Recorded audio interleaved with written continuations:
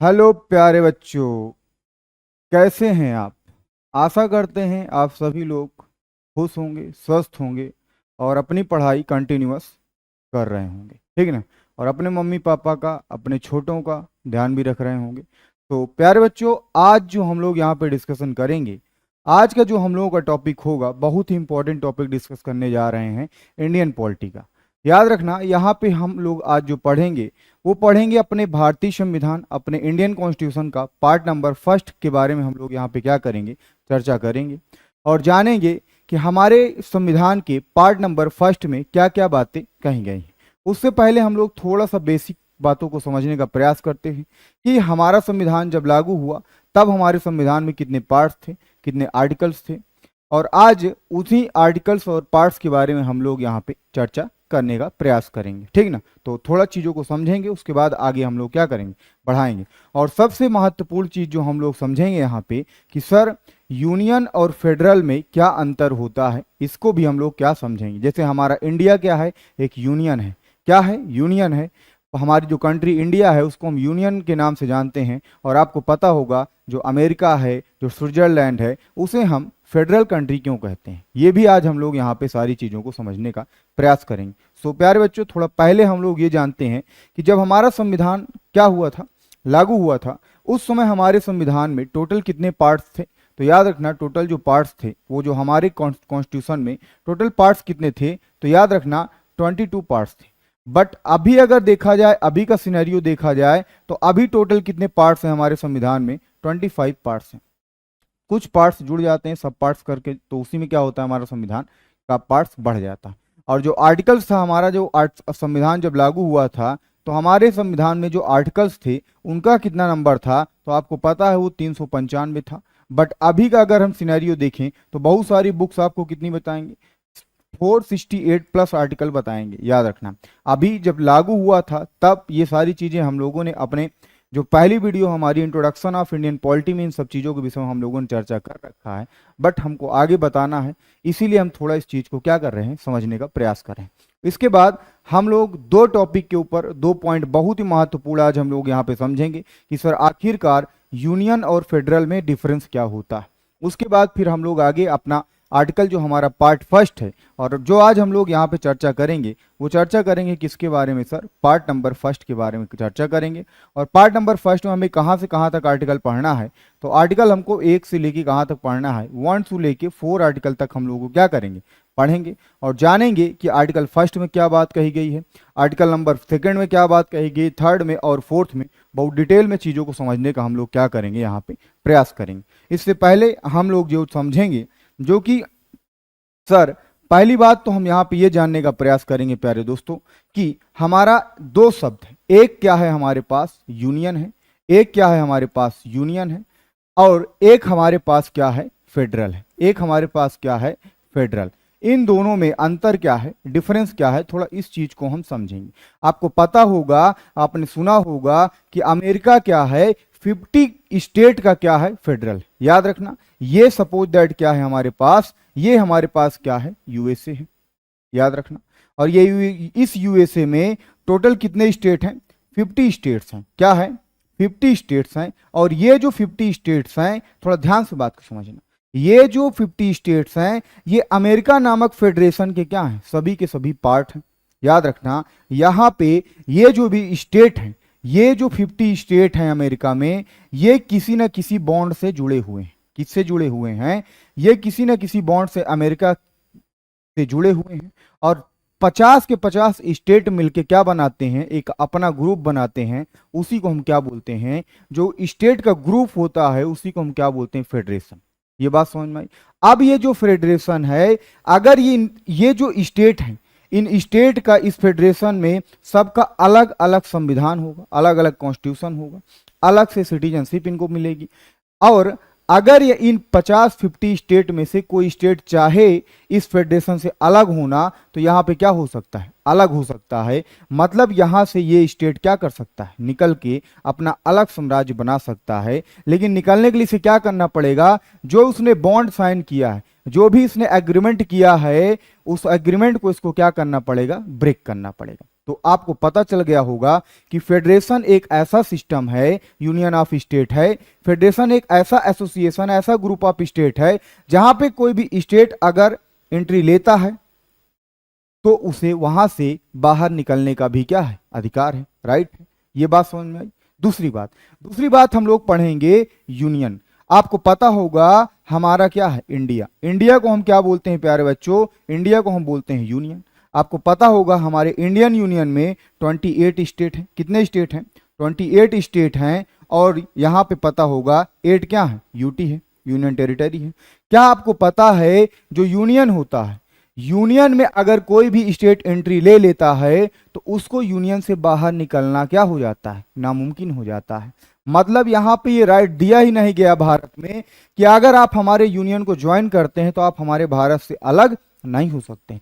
Federal में कोई भी राज्य अलग हो सकता है, बट यूनियन में हमारा कोई भी राज्य अलग नहीं हो सकता है। अपने आप से कोई इंडिपेंडेंस अपने आप को नहीं घोषित कर सकता। यही डिफरेंस है यूनियन और फेडरल में। यहां राज्य निकल सकता है और यहां राज्य निकल नहीं सकता है। ये बात समझ में आई, कोई दिक्कत।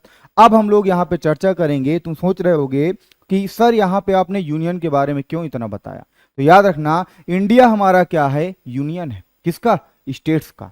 अब थोड़ा यहाँ पे हम लोग थोड़ा आगे चर्चा करेंगे और समझेंगे।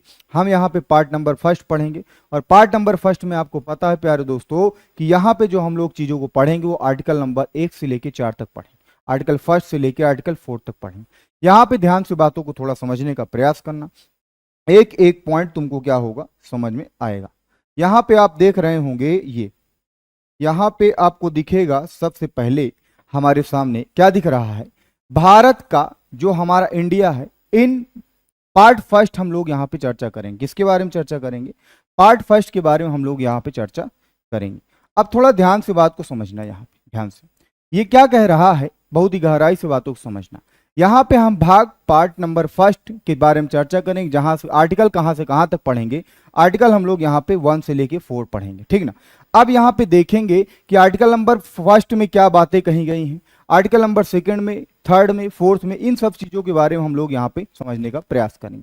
क्या कह रहा है, जो पार्ट फर्स्ट है उसमें आर्टिकल कहां से कहां तक पढ़ना है, 1 से लेके 4 तक पढ़ना है। इसमें जो provision related to union of India, अभी देख रहा है ये यूनियन शब्द आ गया ना, यही यूनियन के बारे में हम लोग अभी पीछे चर्चा किए हैं। यूनियन एक ऐसा ग्रुप ऑफ स्टेट है जहां से कोई भी स्टेट अलग नहीं हो सकता है, लेकिन फेडरेशन में क्या है, अलग हो सकता है बॉन्ड तोड़ के। अब दूसरी बात, आर्टिकल नंबर फर्स्ट में क्या चर्चा की गई, किसके बारे में क्या कहा गया हमारे राज्य के बारे में। आर्टिकल नंबर फर्स्ट के अनुसार, अकॉर्डिंग टू दिस इंडिया, यहां पे इंडिया कर लो या Bharat, India that is called Bharat will be क्या होगा, यूनियन ऑफ स्टेट होगा। तो अब बात समझ में आई होगी कि यूनियन का मतलब क्या होता है। यूनियन मतलब ग्रुप ऑफ स्टेट होगा हमारा क्या, इंडिया। दूसरी बात, अब आपको पता है कि हमारे भारत देश में 28 स्टेट हैं और 8 क्या है, यूटी है, ये तो पता ही होगा। अब ये जो 28 स्टेट और 8 यूटी है, इनके बारे में हम कहां पढ़ते हैं, तो शेड्यूल नंबर फर्स्ट में पढ़ते हैं, याद रखना। तो जो शेड्यूल नंबर फर्स्ट में 28 स्टेट और 8 यूटी के बारे में चर्चा की गई है, उन्हीं के बारे में हम यहाँ पे आर्टिकल नंबर फर्स्ट में उन्हीं के बारे में प्रोविजन किया गया है। तो याद रखना, it relate to the state and their territories specified in the first schedule. यहाँ पे जो फर्स्ट शेड्यूल में जिनके विषय में चर्चा की गई है, उनके विषय में यहाँ पे क्या किया गया, बताया गया है। और आपको पता है यहाँ पे बताया गया है कि हमारे जो फर्स्ट शेड्यूल में है वहां पे किसकी किसकी चर्चा की गई। तो आपको पता ही होगा यहाँ पे टेरिटरीज ऑफ स्टेट, जो हमारा स्टेट है उसकी टेरिटरी के बारे में बताया गया है, उसके एक्सपेंशन के बारे में बताया गया, उसके एरिया के बारे में, और यहाँ पे यूनियन टेरिटरियों के बारे में चर्चा किया गया है। और एक ऐसे क्षेत्र जिन्हें हम भविष्य में अर्जित करेंगे या कोई विदेशी क्षेत्र को अपने क्षेत्र में मिलाएंगे, किसी विदेशी एरिया को अपनी कंट्री में मिलाएंगे, तो उसके विषय में यहाँ पे चर्चा की गई है, ठीक ना। तो ये आशा करते हैं आपको ये वाला पॉइंट क्लियर हो गया होगा। अब यहाँ पे थोड़ा ध्यान से बात समझना, ये लिखा हुआ है साफ साफ, this is the only article which describe the two name of क्या, इंडिया। याद रखना, क्वेश्चन एग्जाम में पूछा जाएगा, ऐसा कौन सा आर्टिकल है जहां पे हमारे संविधान में हमारे भारत का 2 नाम मेंशन है, एक भारत और क्या, एक इंडिया। यहां तक आशा करते हैं आप लोगों को पॉइंट क्लियर हो गया होगा। थोड़ा आगे समझने का प्रयास करिए। देखिए अब हम लोग देखेंगे आर्टिकल नंबर सेकंड में क्या बात कही गई है सर, थोड़ा ध्यान से देखना और समझने का प्रयास करना। In this provision has been made that the parliament will be able to form और establish new state। इसके तहत हमारा जो संसद है, हमारा जो पार्लियामेंट है, वो क्या कर सकता है, by law, by rules and regulation एक नए स्टेट का फॉर्मेशन कर सकता है। और वो नया स्टेट क्या होगा, क्या होगा, फॉरेन स्टेट होगा। जैसे आपको पता है, फॉर एग्जाम्पल हम लोग एक एग्जाम्पल लेते हैं यहाँ पे, आपको पता होगा आज जो सिक्किम हमारे भारत देश में हमारा राज्य बना हुआ है, पहले ये हमारे भारत देश में नहीं था। आपको ये बात पता होनी चाहिए। चाइना ने इसको धमकाया कि मैं तुम्हारे यहाँ कब्जा कर लूंगा और तुम्हारे यहाँ के लोगों को इधर उधर में क्या कर दूंगा, भेज दूंगा। तो इसके डर के चक्कर में सिक्किम ने क्या किया, भारत के साथ अपना एसोसिएट स्टेट बनने का प्रयास किया। 1 साल भारत का एसोसिएट स्टेट रहा और उसके बाद ये क्या मर्ज हो गया भारत में। इट मीन्स कहां पे शामिल हो गया, इंडियन यूनियन में शामिल हो गया। तो याद रखना, किसी विदेशी क्षेत्र को जब अपने देश में मिलाते हैं तो किस आर्टिकल के तहत मिलाते हैं, तो आर्टिकल नंबर हमारा क्या है, 2 के तहत मिलाते हैं। यहां पे आपको दिख रहा होगा, साफ साफ बताया गया है, Sikkim was given the status of subsidiary state of India by 35th constitutional amendment act 1974। मतलब पहले सिक्किम हमारा क्या बना, एसोसिएट स्टेट बना, क्योंकि फॉरेनर था, पहले हमारा भाग नहीं था। बाद में फिर दूसरा अमेंडमेंट होगा, 36 कॉन्स्टिट्यूशनल अमेंडमेंट किया जाएगा 1975 में, और सिक्किम हमारा क्या बन जाएगा, सिक्किम हमारा 22 नंबर का क्या बन जाएगा, स्टेट बन जाएगा। तो किसी विदेशी राज्य को, किसी विदेशी क्षेत्र को मिला के अपने यूनियन में मिलाना होगा तो किस आर्टिकल के तहत मिला सकते हैं, तो आर्टिकल नंबर 2 के तहत ये काम हम कर सकते हैं। दूसरी बात अब ध्यान समझना, यहां पे क्या कह रहा है, आर्टिकल नंबर 3 क्या कह रहा है, आर्टिकल नंबर 3 कह रहा है जो हमारे राज्य हैं, जो हमारे इंडियन स्टेट हैं, अगर उसमें कोई भी परिवर्तन हमें करना है, सपोज दैट, जैसे आपको पता होगा, आपने देखा होगा 2014 में आंध्र प्रदेश से तेलंगाना को अलग कर दिया गया। याद रखना, कोई राज्य का नाम चेंज करना, किसी भी स्टेट का एरिया बढ़ाना या घटाना, कम करना, ज्यादा करना, उसकी बाउंड्री को घटाना बढ़ाना, ये सारा का सारा काम किसके अनुसार किया जाता है, तो हमारे आर्टिकल नंबर 3 में किया जाता है। और ये सारा काम कैसे किया जाएगा, तो याद रखना, जिस भी स्टेट को हमें, जिस भी स्टेट के एरिया में परिवर्तन करना होगा, एरिया में चेंजेस करना होगा, वहां की स्टेट असेंबली पहले क्या करेगी, रिकमेंड करेगी, बताएगी कि हम अपने यहां चेंज करना चाहते हैं, और उसके बाद राष्ट्रपति की पूर्व अनुमति, राष्ट्रपति की अनुमति वहां पे क्या होगी, बहुत ज्यादा मेंशन करेगी, बहुत ज्यादा जरूरी। अगर राष्ट्रपति पहले से ही क्या, राष्ट्रपति के बाद राष्ट्रपति पहले से ऑर्डर दे देगा कि हाँ आप चेंज कर सकते हैं, तो आराम से पार्लियामेंट हमारी क्या करती है, उसमें चेंजेस कर पाती है। जैसे आप थोड़ा समझेंगे यहाँ पे, parliament has the right to change the name, area, boundary of the क्या, प्रेजेंट स्टेट। जो हमारे पास अभी प्रेजेंट स्टेट है उसके अनुसार हम ये सारा काम कर सकते हैं। दूसरी बात कह रहा है, पार्लियामेंट कैन रिड्यूस और increase the area of any state by law and can also change the क्या, and can also change the boundary, boundary change कर सकता है, उसका नाम चेंज कर सकता है। ये सारी चीजें किसके द्वारा, बाय लॉ, मतलब कानून के द्वारा ही ये सारी चीजें पॉसिबल हो सकती हैं।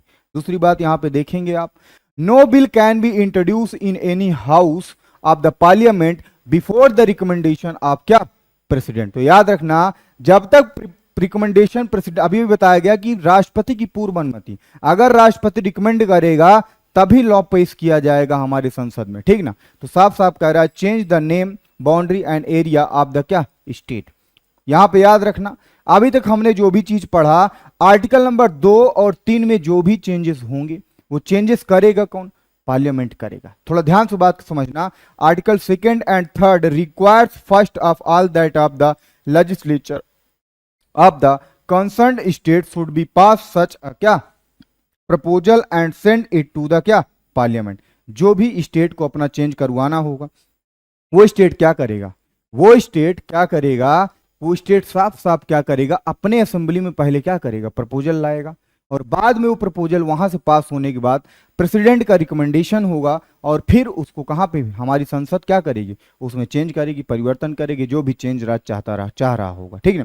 और याद रखना, such bill are placed in the parliament with the prior permission of क्या, प्रेसिडेंट। उसके बाद कह रहा है, parliament passes them with a simple majority. याद रखना, ये जो भी हमारा, जो भी लॉ या जो भी पास होगा रूल्स रेगुलेशन स्टेट से रिलेटेड, या जो भी हम राज्य से संबंधित चेंजेस करेंगे, आर्टिकल जो भी हमारा पार्ट नंबर 4 में जो भी चेंजेस होगा वो सिंपल मेजॉरिटी से होगा। और याद रखना, अगर कोई भी चीज अगर सिंपल मेजॉरिटी से पास हो रही है तो उसे हम कॉन्स्टिट्यूशनल अमेंडमेंट में कंसीडर नहीं करते हैं। ये चीज आपको पता होना चाहिए, ठीक ना। और यहीं पे साफ साफ कह रहा है कि थोड़ा ध्यान से बात समझ, ये सारी चीजें दी गई। अब यहां पे आप देखेंगे क्या कह रहा है, amendment to be made under article 2, 3 or under the normal legislative process. The याद रखना, constitutional amendment is not necessary. यही बात अभी अभी हमने क्या किया है, बताया है कि कॉन्स्टिट्यूशनल अमेंडमेंट क्या है, मैंडेटरी नहीं होता है ये सारा का सारा काम करने के लिए, ठीक ना। अब यहां पे आपको थोड़ा ध्यान समझना है, क्या कह रहा है, when any external area is merged with the क्या Indian Union, then constitutional amendment is not क्या necessary for it, but if Indian territory is given to any other country then constitutional amendment क्या required है। मतलब कहने का यहाँ क्या है कि अगर हम किसी फॉरेनर स्टेट को अपने यहाँ मिलाते हैं या अपने किसी भी राज्य के सीमा में किसी भी एरिया में बाउंड्री में परिवर्तन करते हैं तो उसके लिए हमें कोई भी कॉन्स्टिट्यूशनल अमेंडमेंट करने की आवश्यकता नहीं है। बट अगर हम अपने भारत का कोई भी पार्ट दे के किसी भी कोई भी एरिया किसी दूसरे फॉरेनर कंट्री को दे रहे हैं, अपने पड़ोसी राज्य को या किसी के साथ हम मर्ज कर रहे हैं या दे रहे हैं, तो उसके लिए हमें अमेंडमेंट करना मैंडेटरी है अपने कॉन्स्टिट्यूशन, क्योंकि हम अपने जमीन को किसी दूसरे राज्य को दे रहे हैं, किसी दूसरे स्टेट को दे रहे हैं, किसी दूसरी कंट्री को दे रहे हैं, तो हमें क्या करना पड़ेगा, कॉन्स्टिट्यूशनल अमेंडमेंट करना हमारी मजबूरी है। ये बात समझ में आई। तो प्यारे बच्चों, आज की डेट में हम लोगों ने समझा पार्ट नंबर 1 के बारे में, जहां पे आर्टिकल 1 से लेके हम लोगों ने 4 तक क्या किया, पढ़ा। आर्टिकल 1 से 4 तक हम लोगों ने पढ़ा और समझा कि ये सारा का सारा क्या मामला है। याद रखना, थोड़ा सा रिवाइज करते हैं 2 सेकंड के लिए हम लोग। आर्टिकल नंबर 1 में क्या कहा गया है कि अगर हमें किसी भी फॉरेनर स्टेट को अपने भारत में जोड़ना है तो हम यहां पे थोड़ा बात समझना, आर्टिकल नंबर यहां पे समझने का प्रयास करना। आर्टिकल नंबर 1 में क्या कहा गया है, India is the union of state, India that is called Bharat क्या है, यूनियन ऑफ स्टेट है। ये बात किस आर्टिकल में कही गई है, आर्टिकल नंबर 1 में कही गई, और इसी आर्टिकल में मेंशन किया गया है भारत के 2 नामों को। आर्टिकल नंबर 2 क्या कहता है, अगर हमें किसी भी फॉरेनर स्टेट को अपने यहां जोड़ना है तो हम जोड़ सकते हैं, किसके द्वारा, प्रेसिडेंट की परमिशन लेने के बाद उसको हम अपने यहाँ मर्ज कर सकते हैं। और हमारे यहाँ जो प्रेजेंट राज्य है, प्रेजेंट स्टेट है, अगर उसमें हमें कोई भी चेंजेस करना है तो आर्टिकल नंबर 3 के तहत हम कर सकते हैं, उसके एरिया को बढ़ा सकते हैं, उसकी बाउंड्री चेंज कर सकते हैं, उसका नाम बदल सकते हैं, है ना। ये सारा काम आर्टिकल नंबर 3 में कर सकते हैं। और आर्टिकल 3 और आर्टिकल 2 में जो भी चेंजेस होगा वो पार्लियामेंट के द्वारा किया जाएगा, किसके साथ, विद सिंपल मेजॉरिटी, और उसके साथ साथ प्रेसिडेंट का रिकमेंडेशन उसमें क्या होगा, मैंडेटरी होगा। ये सारी चीजें हम लोगों ने पढ़ा और लास्ट में हम आपको बताए थे शुरुआत में भी कि यूनियन और फेडरल में क्या डिफरेंस होता है, ठीक है ना। तो आशा करते हैं आप लोगों को ये सारा का सारा पॉइंट क्लियर हुआ होगा। हम ऐसे ही क्या करेंगे, सारे पार्ट्स को धीरे धीरे छोटी छोटी वीडियो बना के आपके सामने प्रेजेंट करने का प्रयास करेंगे, और चीज़ों को आप लोग इसको नोट जरूर कर लीजिएगा, नोट्स जरूर बनाइएगा। एक अच्छे स्टूडेंट की यही पहचान होती है कि नोट्स को अच्छे से क्या करता है, मेंटेन करता है। ठीक है, जय हिंद भाई।